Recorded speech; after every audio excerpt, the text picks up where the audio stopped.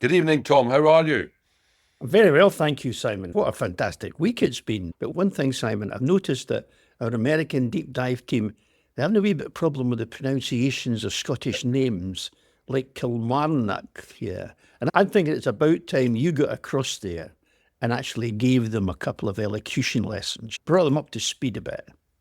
I like your thinking, Tom. I'll speak to our treasurer in the morning and get that organised. I think a week should do it. A week? Oh, listen, don't stint yourself, Simon. Go for a fortnight.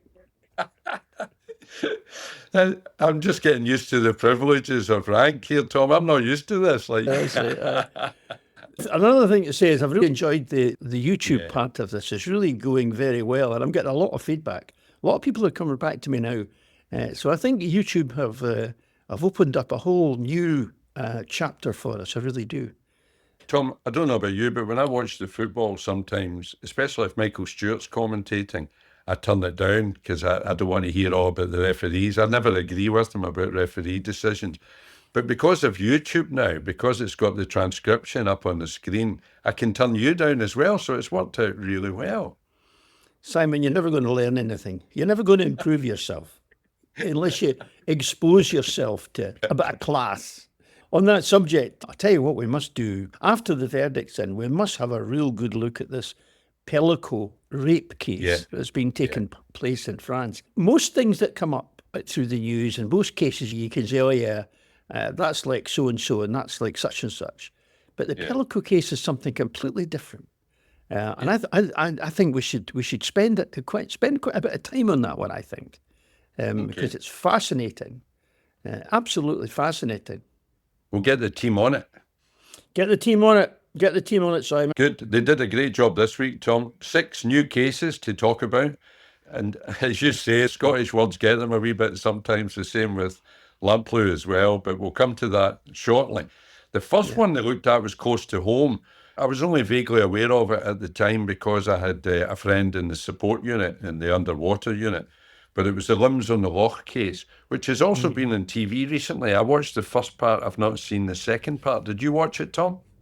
I've seen bits of it, but I know the story very well. I knew all about Mr. Beggs. Okay, we know what happened. He was a horrible predatory person who attacked gay men, and there's evidence that he butchered the victim that he butchered. But the thing that struck me about it was, and the thing that was left lying, and I remember hearing at the time, there were traces of, I think, 17, if I'm not wrong, 17 young men in his flat, which they never traced. And it struck me, it's a bit like the Dennis Nilsen case. And it's this business that we don't really do a good job about tracking and monitoring and regarding young gay men as victims. We tend to ignore them. And that's certainly true of the sex industry. As you know, I've done a lot of work after the Sheila Anderson case with the sex industry. And I just could not get the Scottish Government or anybody to be interested at all in the plight of young gay men. And we had a lot of issues with rent boys, and some of them becoming very, very serious victims of crime. And so I thought that was one issue. The other thing I thought about Beggs is a classic case is a sort of cross between Dennis Nilsen and Peter Manuel, who we spoke about last week, in that he's a supreme egotist who actually enjoyed matching himself against the police. And the thing that struck me as being absolutely ridiculous was that we actually allowed him and paid for him to get a law degree in prison. And now he's wasting all his money appealing everything he can within the prison conditions, everything that he can argue about, he's arguing about. And also up for parole now every other year. I know. He's cost us, after we facilitated him getting a law degree, he cost us something like £1.7 million out of public funds, which is absolutely incredible. It put me in mind that when I was in the States, I worked with a sheriff who was based just outside Atlanta in Georgia, and he ran the county jail. The sheriffs do that. They run the county jail. Yes. And he said to me, he said he was always surprised when he went to visit other jails where he saw the fully equipped gymnasium and prisoners pumping out and putting on muscle and getting stronger. He said, I'm not going to do that. He said, I'm just going to make them even stronger when they come out. Yeah. So what he did was he stripped out all the gymnasium and he put in table tennis and pool tables. Because he said, at least that way they're getting some recreation, but I'm not building supermen to come out and fight with my boys when they come out of prison. And I thought there was a lot of sense of that. And I thought about that with Beggs because we're mad letting people out because we know what Beggs was like. We knew what he was like. And facilitating him to get a law degree to then turn it against us. It's frankly lunacy, absolute lunacy. Something that came up in the deep dive, Tom, on Monday, when they were looking at the limbs on the Loch, and it comes up quite often in their analysis, if you like, because they tend to do it in 2 or 3 parts. And one part usually tends to turn to the why question that as police officers you get asked all the time. How could someone do that, or why would someone do that when you're talking about some horrific crimes? You and I are used to it, and we know that it's a waste of time going down that road when you're investigating the crime because there's no rhyme or reason to why people would behave in that way. But they come down to the issue of nature and nurture. And it always strikes me that they start then talking about their upbringing and the possibility of abuse. Was he bullied at school? All this stuff. It always strikes me, and you'll know this too when I say it, that in a family of 2 or 3 siblings, quite often one of them is off the rails. And the other 2 are absolutely straight as a die and want to get jobs and careers and families and whatnot. And sometimes you get that one, and they've been nurtured in exactly the same way, if you like. They've been brought up by the same parents or parent in the same household, gone to the same school, had similar experiences throughout their life as holidays, etc., and yet there's a badging. That's right. I know, and you come across it. And the other thing I think about that is they say that they were brought up in hardship and they're subjected to violence and all that, as were tens of thousands, hundreds of thousands of others who did not resort to violent crime and to homicide. So, yeah, there's causational factors, but there's still something missing that makes people like Beggs. It's going to be a recurring theme over the next week or so because we've asked the deep dive team to have a look at the Reith lecture that took place a few weeks ago, and it's out on BBC Radio 4, and I know that our team are on that. The theme of the one I was at through in Dundee was evil, and whether evil is part of everyone, and why it comes out profoundly in some people like serial killers and people like Beggs. So that'll be interesting to hear their take on that. It's something that we're going to revisit over the next couple of weeks. I know you couldn't make the Reith lecture, you were invited. It was a bit late for you at night, I think. It was after dark, and you probably have a wee nap at 7 o'clock. But that'll be interesting, Tom, to have a chat about that. It's a professor of forensic psychiatry that was doing the lecture this year. Very interesting. Yeah. And I asked a question, in your absence, I asked a question of her. I used your name right enough just in case I made a fool of myself. What do you mean, just in case? Just in case? Simon, come on now. Listen, our Crime Time Inc. audience know you well now. Just in case you made a mistake. Tom, I mentioned the support unit there. I was obviously talking about Strathclyde. I take it you had something similar, although you maybe called it differently through in Lothian. Yeah, that's right. We had police support unit. Yep, that's right. Very much the same. Underwater and all the rest of it. Yeah, we had, the special support. We had the dogs, the horses, public order, all that stuff. That's right. Yeah. Yep. Just so people know what we're talking about. But that was the underwater unit, and they were a squad. We had a wee boat here as well called Semper Vigilo. Did you have your own boat? We did. Funnily enough, there's a story behind that boat, but that's maybe for another day. Ours was Sierra Oscar 10. And I went to, I suppose I can tell the story now because everybody concerned is long gone. We needed this boat, but we didn't have any money. But anyway, I was in ACC at the time and I looked around and I found out there was something like 50,000 quid lying in a budget for repairing police houses. So, so guess what? Guess what? Guess what? We got a boat. Sierra Oscar 10. And actually, our good friends in Northumbria Police helped us out a lot with that because it was one of these things at the end of the year. You maybe don't know this, but at the end of the year, as you're coming up to the end of the financial year in April, if you've got any sort of surplus in certain budgets, you've got to spend it, but you've got to spend it instantly. And so we went to Northumbria Police. They've got a big, down in the River Tyne, they've got a big marine unit there. We went to them and said, look, can you help us out? And they said, yes, of course. And they knew people in the manufacturers. So we were able to purchase and pay for the boat, as it were, way ahead of actually getting it. But that boat is still around, and it's part of Police Scotland's itinerary and still doing a good job. We'll have a special podcast sometime about the underwater unit, the boat unit, because there was some crowd altogether. Oh, absolutely. We were very lucky in Lothian and Borders in that for a long time we had the Royal Naval Base at Rosyth, just under the Forth Bridge there. And of course, they had divers and they had boats of all shapes and sizes. And it was only actually when Rosyth closed and stopped being a naval base in the 1990s, where they finally closed altogether, that we had to actually go and buy our own kit, because they previously used to do a job for us. We were in a better position up till then.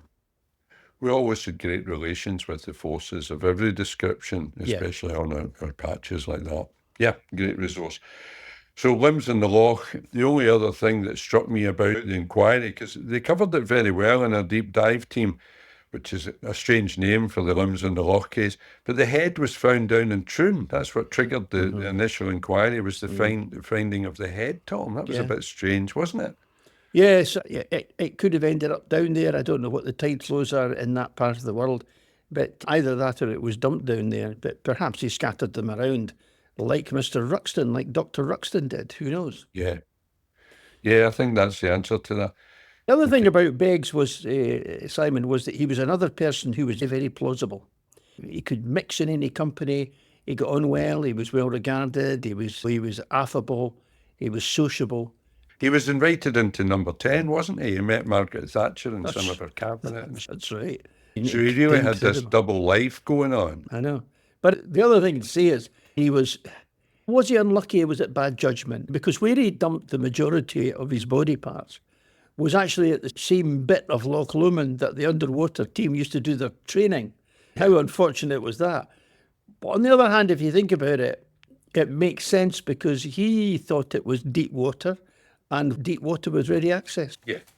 And you think in deep water it's well gone and it would maybe get swept away and the currents and whatnot. But there you go. It must have been some surprise for the underwater unit that day when they started bringing limbs up out of the water. A lot of overtime involved, Tom, I would suggest. I would have said a couple of hours. Yeah, I would have thought the first reaction is that somebody was creating a practical joke. I bet they thought somebody was trying to kid them on. And that would be the first thing. Oh, who's put this here? What's this? And then, of course, it would dawn. Hang on a minute. Yeah. And he's looking for parole. What's your thoughts on the parole system? What's your thoughts on what we're doing just now as a country, is letting criminals out halfway through their sentences? It depends entirely on the criminal. We imprison too many people in Scotland. We imprison more people in Scotland than any other European country. And I think Turkey was the only other outlier, as far as I know, but that was a couple of years ago. The problem is, Simon, that we've never invested sufficiently in credible alternatives to custody. That's the problem. Our community sentences are seen as a soft option and usually are a soft option. But there's models in Scandinavia that have made community sentences anything but a soft option. But you and I both know the last thing you want to do with a young man is put him in prison. He'll always come out worse rather than better. Always. Yeah. Prison does not work except for people like Beggs who need to be held there for the public safety. Yeah. But in terms of rehabilitation, I'm sorry, I've not seen any evidence of that in my time. Not at all. We used to talk about that with Pullman, didn't we? Remember the short, sharp shock that was invented? Was that in the 80s, Tom, or maybe the 90s, where we sent youngsters? The thinking was to incarcerate them in a place that was similar to prison, as similar as you could make it. And they would get such a sharp shock that they would never want to go back again. But what we were actually doing, it was a finishing school, as it turned out, for a lot of them, to go and meet other like-minded youths. It was, and it was also, if they had not already been exposed to brutality, it was exposing them to brutality and they just got into the way of it. But what most people don't realise, and we've discussed this before, and I'm sure I've told you this before, is prison is only horrible depending on the environment you live in. Yeah. I mean, I think I told you, I used to have conversations with people who had done their first term imprisonment, and they said, what's the problem? Clean bed, 3 square meals a day? Yeah, right, easy, compared with the lives they'd been living. Now, it could have been bravado, but what we've got to do is stop building prisons and start using the money that we use to build and maintain prisons, because it costs about £45,000 a year to keep somebody in prison. And that's not maximum security. That's not someone like Beggs. That's just your commoner garden prisoner. We've got to divert that money into creating really credible alternatives at community sentences, as other countries have done. We don't have to invent this from new. We just need to look at and have the political courage to do it. The problem is that politicians see anything other than prison as weak, and they don't want to look weak. And we've been held in this spiral of putting more and more people in prison and more people coming out and reoffending and going back to prison, and on and on and on and on and on. Good, Tom. I'm sure it's something we'll visit again. But that theme comes up all the time, that we need politicians. In fact, I've written about it this week for an article I do in the National about politicians standing up and being counted. It's something that I think because of our generation, if you like, we remember really strong politicians of very strict moral, whether you agreed with them or not. They were politicians of conviction and wouldn't stand for certain things going on in their party or their presence or their government. We seem to be lacking that. It's all become a bit airy-fairy now and a bit media-driven, don't you think? It has, and it's become like a popularity contest. And you've got to be popular and populist, and you've got to bend and kowtow to minority interests. And I think it's been a catastrophe. It's been a catastrophe for the Democrats in the United States, for sure. Yeah. I mean, it'd be interesting to see where our deep dive guys stand on that, but I think it's been a catastrophe. And it's not, you've got to, we had politicians in our younger years who were, I think they were made of sterner stuff. And they were conviction politicians, and they would do the right thing and stand by it. We don't seem to have them anymore. The second case on Tuesday was a complete switch of pace, if you like, but an old case, First World War case. I know that you're our historian here, and I knew you'd be interested in that aspect of it. And it was to do with the Richmond 16, who were conscientious objectors to the First World War and refused to fight or refused to be involved in the war effort at all. Yeah. Which was, the only one I remember from my youth was Muhammad Ali, who refused to go to Vietnam and ended up in prison for it. It's the only one I remember. Did you find this case interesting? There was no such thing in the First World War before the Richmond 16. So they created this title, this description of conscientious objectors. I am a keen reader of history. I wouldn't call myself a historian. I wouldn't be as grand as that. But I've done a lot of research also on my family and my 2 grandfathers, all my great uncles, my father, his brothers, my uncles. They all had to go and fight. None of them were soldiers, and they all had to go and fight in the First and the Second World Wars. And particularly my 2 grandfathers had terribly, terribly difficult wars. My grandfather down south in the Gloucester Regiment, and my Scottish grandfather in the Seaforth Highlanders, seriously wounded, went back, won a gallantry medal, and they didn't want to go and fight. They weren't soldiers. Yeah. They weren't professional military men at all. It was part of the thing they did. So I've always had a lack of sympathy, frankly, with conscientious objectors. And perhaps that's just me, and perhaps it's just my background. But later in the war, conscientious objectors were put to work. They were sent into hard physical labour, forced labour. Some of them became stretcher bearers. Some of them were brave men. They just didn't want to kill other people. And they went to be stretcher bearers. And stretcher bearers and first aid people on the front line were, high risk. It was the same as the Padre Corps. He talks about, they laugh about military padres. There was a huge attrition rate on military ministers because they were right out in the front line helping other people. So I thought it was a very interesting case. I thought it was a very interesting point in history. I've got to admit that I'm not too sure about the whole conscientious objector thing. That's me. That's me. Yeah. Hands up. And they were found guilty. They were sentenced to death, actually, but it was commuted to 10 years in prison. Yeah. And I suppose part of the punishment that they got for taking their stand was that they would be ostracised in their communities to some degree when they went back to civilian life, when they went back to the villages and towns where they lived, because people knew it was made public that they were objectors and had refused.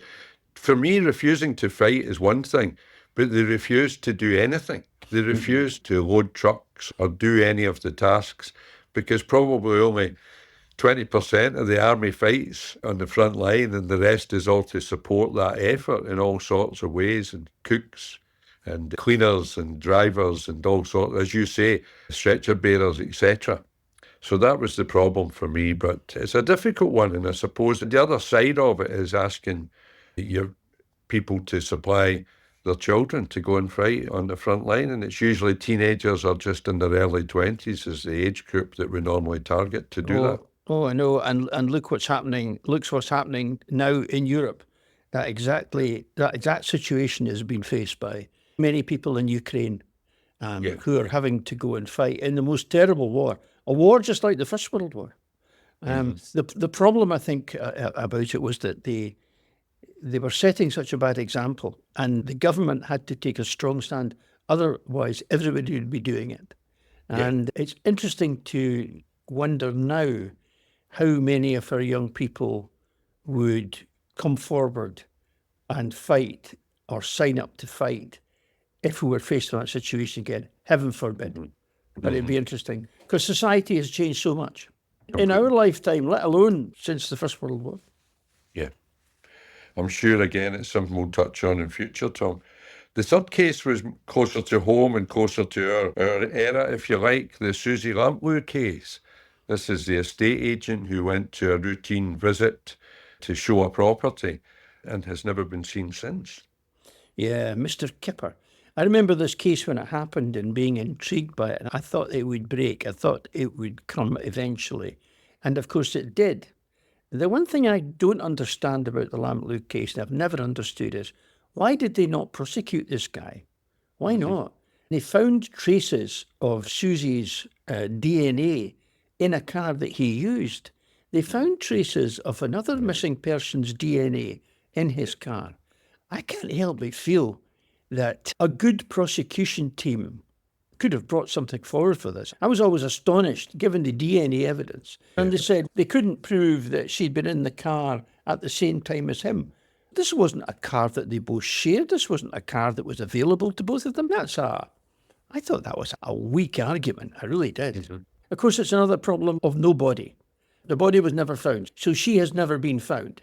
And there were suggestions that she had perhaps not gone so much to show a house to someone for some sort of assignation or other. Yeah. But I never saw any evidence to back that up at all. I think if I'd been the prosecutor, I would have been inclined to have a go at a case like this, because it seemed to me there was quite a bit of circumstantial evidence. We should point out then, Tom, that just for our listeners to Crime Time Inc., you're probably much more educated now than I'm imagining here, but just in case, that it wouldn't be the police that would decide that, it would be the Crown Prosecution Service in this instance down south that would decide whether there was enough evidence and whether it was in the public interest to prosecute. Yeah, it would be it would be taken by the Director of Public Prosecutions or one of his assistants. It would be taken at a very high level, and there must have been other mitigating circumstances, or they must have perhaps they felt that, oh, okay, this guy's in prison anyway, let's keep on digging, see if there's anything else we can find. But I don't know. I think that's one major obstacle to it. I really do. I think it's something, Tom, we're going to talk about another case shortly, the Eric Smith case that the team covered on Friday. But there's something that I'd like to get across here, and I'm sure you'll back me up. We like to think that we cover warts and all of investigations, where the police messed up, where they made wrong decisions, where they got blinkered, whatever it might be. You and I like to talk about that, to bring it out in the open, because it's the only way you can learn lessons, is by telling the truth and then looking at it with the benefit of hindsight. We're talking about your cases here, Simon. We're talking about my career, We're basically. talking about you. That's very candid of you, Simon. Very candid. Apart from the learning the lessons bit, because I'm still here talking to codgers like you. Codgers is very disrespectful. What I was getting at, before I was so rudely interrupted, was that the prosecution service in Scotland, the Crown, and in down south, the Crown Prosecution Service, they make mistakes as well. They make procedural mistakes. They make wrong decisions. Sometimes they make decisions during inquiries that hamstring the police, and they have evidence ruled out that would normally have been led because of mistakes they make. It's something that's going to come up in the Eric Smith case, but I wanted to bring it out now that it's not only the police that are culpable sometimes, the prosecutors are too. Absolutely. Absolutely. There's been a couple of very old cases successfully prosecuted in Scotland recently, the McRae case, the René McRae case, the Inverness case, where actually there wasn't a lot of new evidence, really. It was just the way it was analysed and presented. And you can't help escape the feeling that perhaps if a more aggressive position had been taken at the start, the case might have been gone to court 30 years ago. Yeah, I've seen it many times. It's something will come up regularly because I've had lots of cases like that, as you had. You mentioned something last week, Tom, that I wanted to clarify was a stated case. You used that term, stated case. Mm-hmm. And when I was listening to it this morning on our weekly serial Look at the Week's podcasts, I thought maybe we should explain what you meant by that term, because it's not something that maybe everyone will be familiar with, a stated case. Okay. A stated case is where a case has gone to appeal, and it has to have gone to appeal. So that means there's been a conviction, it's gone to the appeal court, and the decision has been handed down by the appeal court on a particular point of law. And I think last week I was talking about the Manuel case, perhaps. But of course there's the famous Chalmers case, etc. Now what happens in these cases is the appeal court will say, we've been asked to decide on a point of law about the business of, is evidence admissible if the man takes you to the scene of a crime and where a body lies and hasn't been cautioned, which was the case in the Manuel case. Is that admissible? And what the stated case will say is based upon these circumstances, yes it is or no it's not. And that then goes into, as a stated case, it means that it creates precedence. So in other words, other trials can refer to it. So it's almost creating a milestone marker in law. Yeah. Yeah. So it's something that can be brought up in presentation at a future trial. Yes. As guidance. Yes. Because we like to think that every decision made in every case stands on its own merits, but it stands on the back of 200 or 300 years of history and precedent with cases that came before. Yes, it does. Yep. Okay. So that was Susie Lamplugh, a sad case as well, Tom, for her family and all. It's always a horror when things aren't resolved, isn't it? It's probably the biggest problem with these cases, and ones that you and I have had over the years, is when you don't get a resolution one way or the other.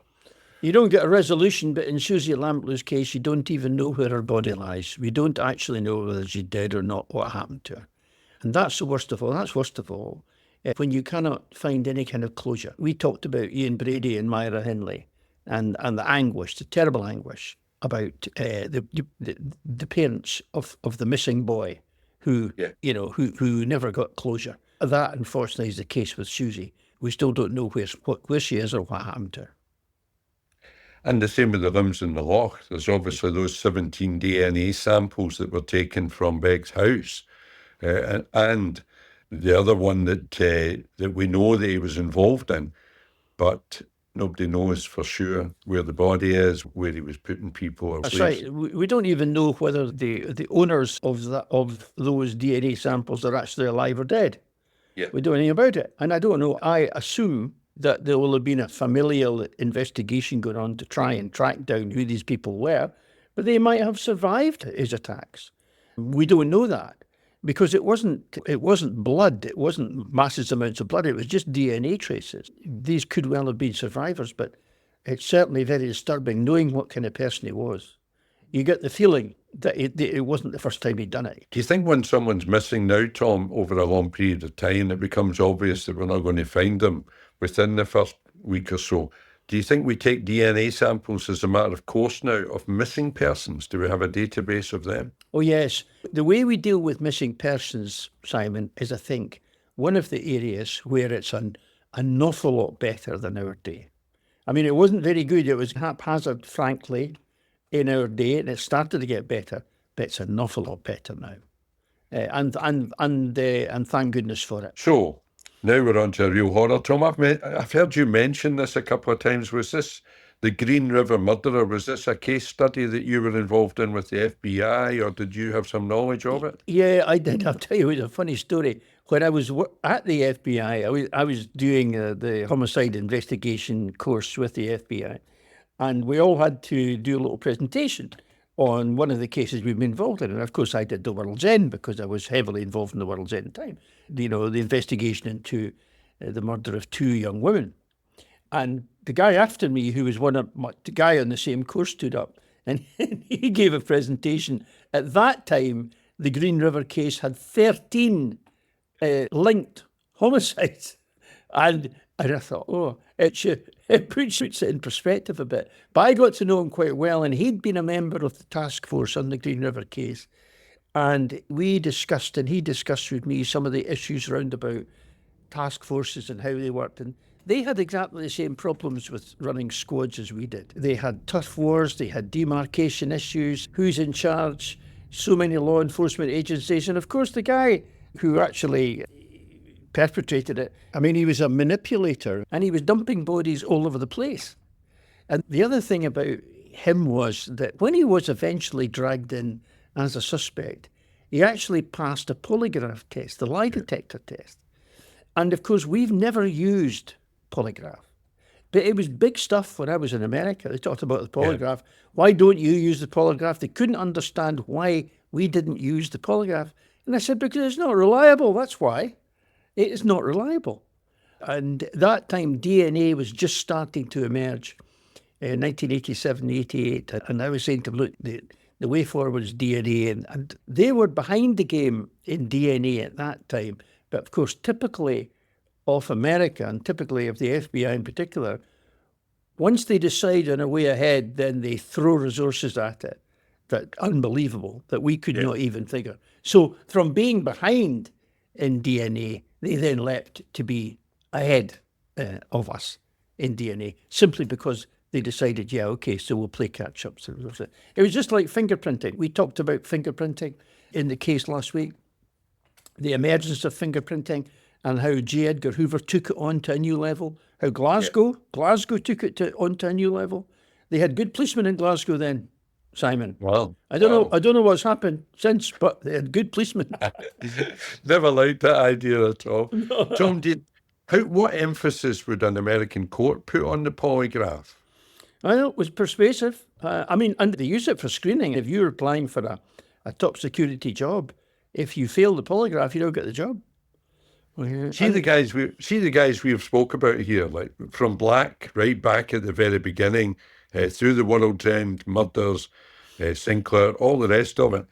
I think these guys would have passed a polygraph, especially Sinclair. I'm thinking about these guys didn't believe that they were bad people. They just had 2 different personalities entirely. Yeah, that's right. I think you're right. I think Sinclair would have passed it. I think Beggs, the Limons of Loch, he would certainly have passed it. Yeah. Utterly plausible and with a completely false persona. You don't know until you put them to the test. But the point is the polygraph test was proved fallible in this case.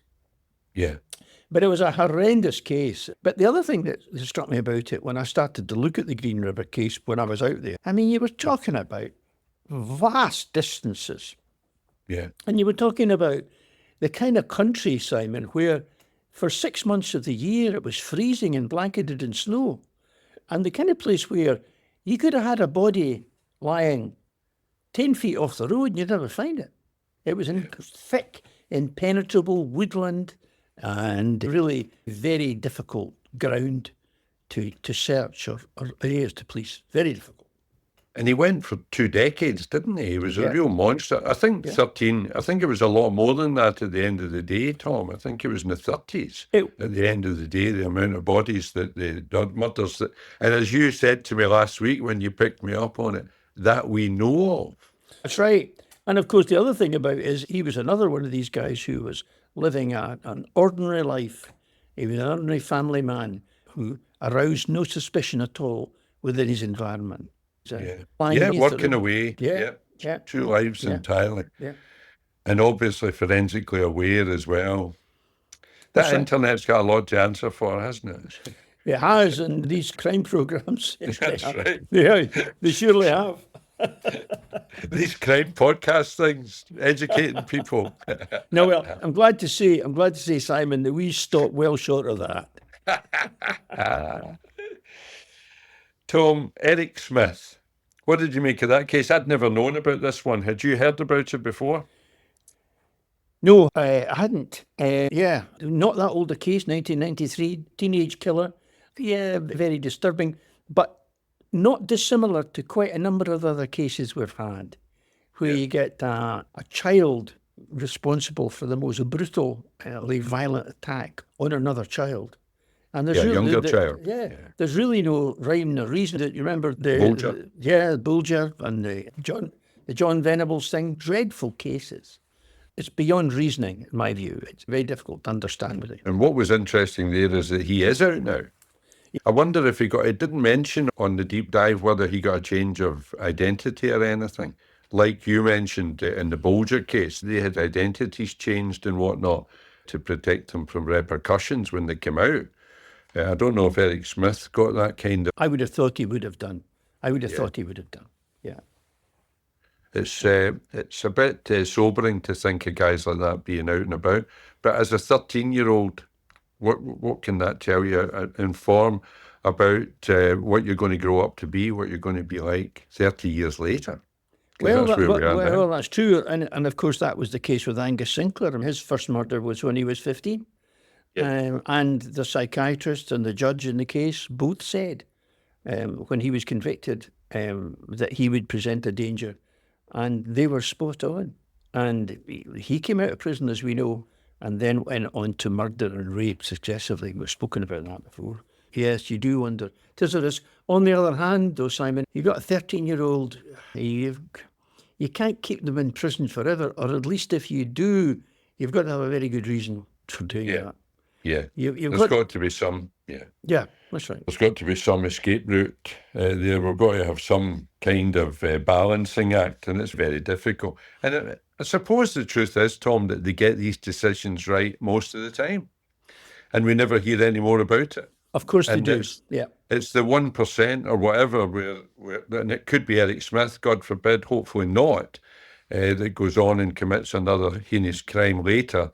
And then all the publicity is focused on that one decision, whereas it's very difficult to evaluate how people are going to behave in the future. Yeah, and these people are very well supervised as well. In the Bulger case, for instance, at least one of the lads who was responsible for that has been rearrested and put in prison several times since for other kinds of offences. So that's reassuring in that it shows that they're under scrutiny. And that's a good idea. What did you... I suppose we should say here the victim was Derek Robbie, who was 4 years of age, just out of respect for the wee boy that was murdered, brutally murdered. The other thing I was going to ask you about that was his defence that he put up. We would have called it a plea of insanity. That's what we had back in the day that I remember. There were two special defences, weren't there, in the old special defences. One was insane at the time of the crime. And the other one was that you were insane and therefore unfit to plead at the time of the trial. And these were different. Yeah. But in my day, quite a lot of the young guys I dealt with who had been involved in murders, they were advised to try and go for the insane at the time of the crime. And I said to them, be careful what you're doing because you'll end up in Carstairs. And whereas if you just put your hands up and plead guilty, you might do 10 or 12 years of a life sentence. Once you get into Carstairs, you could be there for a long, long time. Yeah. It was interesting that he tried that defence at the time, basically saying that he wasn't himself at the time and had an episode, but the jury didn't have any of it, and he got life, which he's now done. 29, 30 years he's served, and he's out in parole. So fingers crossed that he's turned a corner somewhere. Tom, the last one this week was one I know that you were interested in as well, Dr. Crippen. That's right, Kelly Crippen, very famous case. And I'm interested in this because not for Crippen himself or for the crimes, but for the forensic expertise that allegedly brought Crippen to justice. Now, Crippen was a homeopathic doctor, so he wasn't a medical doctor as we would recognise it now. But there was suggestions that he was also a part-time abortionist. And of course, this is 1910. Yeah. So at a time when abortions were not readily available, and so there was a thriving backstreet industry in abortions. And of course, we spoke about John Christie of Lincoln Place. I think last time or the time before last, he was another backstreet abortionist. And the thing about Crippen was it was all very glamorous because they called him a doctor, but also he was the first person to be arrested by the use of a telegram, because in 1910 he was on a ship with his girlfriend disguised as a boy, and a member of the crew became suspicious, telegrammed back to base, and they decided this was Crippen, and he was arrested as a result of the telegram. So it was a breakthrough in that regard. Was this him running away to Canada? Was that this is him departing to Canada. And of course, when they searched the house, they found the body of a woman in the basement. Cara, his wife, and of course, and they put one and one together and came up with three. And the forensic science at the time was a man called Bernard Spilsbury. And Spilsbury was a legendary forensic scientist back in the early days of the 20th century, who's got a walk-on part in the Ruxton case, which I'll come on in a minute. But Bernard Spilsbury was a brilliant, brilliant man, but Bernard Spilsbury had not an ounce of humility about him. If he decided that something was the case, then it was the case. And he would get up in the court and he'd basically shout down or more or less overwhelm with his majesty and his experience any defence lawyers. And because of that, he made big mistakes. And one of the mistakes could well have been the Crippen murders, because many years later, when it was possible to do it, it was found that the body in the basement of Crippen's house was not that of his wife, Cara. And the suggestion was that it may have been a woman who perhaps died while being subjected to one of his backstreet abortions. And the suggestion was that it may have been a woman who perhaps died while being subjected to one of his backstreet abortions. But the truth is that nobody knows, and nobody knows what happened to Cara. If Cara never showed up, never presented herself, so nothing more was heard of Cara. There's a good presumption that she's maybe dead, but there's been no trace ever found of Cara, and we don't know who the bodily remains were that were found in his basement. And of course, Crippen was hung. And of course, the connection with the Ruxton case was the two connections, really. Bernard Spilsbury was still around in 1935, still practicing. Sir Bernard Spilsbury, very much the man of forensic science in England. And he was miffed that he'd have been called in to the Ruxton case, but when the proceedings moved down to Lancaster. But the Scottish forensic scientists, Glaister and Smith and Brash, had made such a good job of it that they didn't feel they wanted to change, so it was Glaister and Smith and Brash who gave the forensic evidence. And of course, it was a complete triumph. So then what the defence did was they actually hired Bernard Spilsbury to sort of go in and shoot holes in the prosecution case. Now, this is remarkable when you think about it, because Spilsbury had appeared for the Home Office for generations, But of course, he was an independent forensic scientist, so he could be hired by the defence. So he was hired by the defence, but he could say nothing. So compelling was Glaister and Smith that he could not find a chink in the case. So that's the connection with Spilsbury and the Ruxton case. You know how they say that they were all connected 6 or 7 levels down in our associations and whatnot, Tom? You prove that every week, but you've excelled this week. Can I say that to you publicly here in front of our Crime Time Inc. audience? That this week you've managed to connect everything to Ruxton. You've managed to get in your FBI career. Over there training and murder training. And you've even got the World's End in a couple of times. So I must take my hat off to you that I don't have on, of course. But great job. You're talking about the World's End Murders, the Inside Story, a new book, which I've just brought out this year. Is that what you're talking about, Simon? Is that what you're That's talking about? The one. That's a bit about it. Well, do you know, it's really funny, Simon, you should say that. But the truth of the matter is that the Ruxton case was an absolutely pivotal case. So it's logical that it's connected to so many other things, and to Percy Silito, and to fingerprints, and to the FBI, and to all of these cases. It's logical that it is because it was such a pivotal case. And if you think back, Tom, it's like us now in 2024. If you think back to 1935, there was no reason in the world why anybody would think a future thing about DNA. There was no inkling of anything like that for the future. So every age thinks that they've got the modern techniques, don't they? But the modern techniques in 5 years' time, in fact, in 2 years' time, in this generation, will be completely different from what we're using now, advanced. So in 1935, now that we can investigate cold cases and that we have harnessed DNA to a greater degree, or to any degree at all, cold cases now are a different proposition, but it's all built on those fundamentals of evidence gathering, of evidence preservation, storage, of the chain of evidence that was spoke about a few times. So it's all built on the principles that were laid down back then. Yeah, and having the wit to ask the right questions. You'll only get the right answers if you get asked the right questions. But I often think about that, Simon. Think about, I worked for some very good old senior detectives back in the day in the 1970s, and I often wish that they're all long gone now. I often wish if you sat down with them and said, this is how it works with the DNA, they would not believe you. It's just completely beyond the imagination. It was beyond the imagination. My mother struggled to work the video recording. That was high tech in our day, the old Betamax. It was magic. Absolutely. You bought a Betamax. Well, funnily enough, I could have guessed that. Tom, that's been great. I'm really looking forward to this week as well. I've got a few ideas about what's coming up this week from our deep dive team, but they're doing a fabulous job. And you and I don't need to go into the details of the cases, because what they do is bring out the facts of the cases very succinctly and chronologically for our growing audience now at Crime Time Inc.